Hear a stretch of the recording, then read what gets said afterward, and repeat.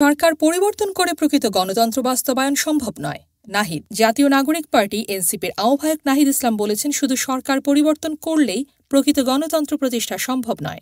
দেশের জনগণের সার্বিক কল্যাণের জন্য কেবল রাজনৈতিক দল পরিবর্তন নয়, বরং নতুন প্রজাতন্ত্র গঠনের জন্য গণপরিষদ নির্বাচন ও নতুন সংবিধান প্রয়োজন।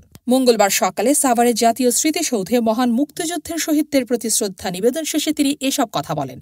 এ সময় তিনি বলেন, আমাদের সংবিধান ও শাসন কাঠামো এমনভাবে তৈরি যে ক্ষমতার পালাবদল হলেও জনগণের প্রকৃত মুক্তি আসে না। পুরনো ব্যবস্থার ভেতরে থেকে নতুন বাংলাদেশ বিনির্মাণ সম্ভব নয়। তাই এই গণপরিষদ নির্বাচন এবং নতুন সংবিধান প্রণয়ন করাই আমাদের মূল লক্ষ্য।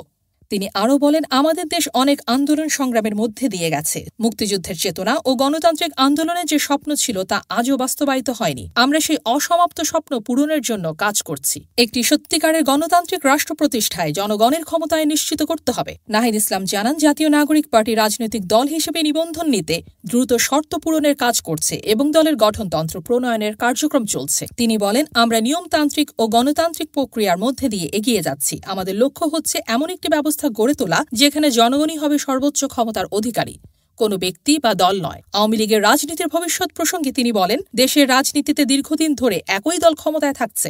আমরা চাই এসব দলের রাজনৈতিক ভূমিকা বিচারিক প্রক্রিয়ার মাধ্যমে নির্ধারিত হোক।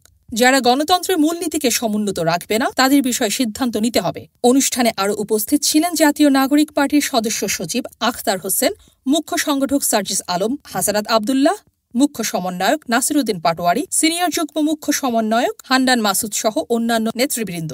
দেশ জগৎ ডেস্ক নিউজ।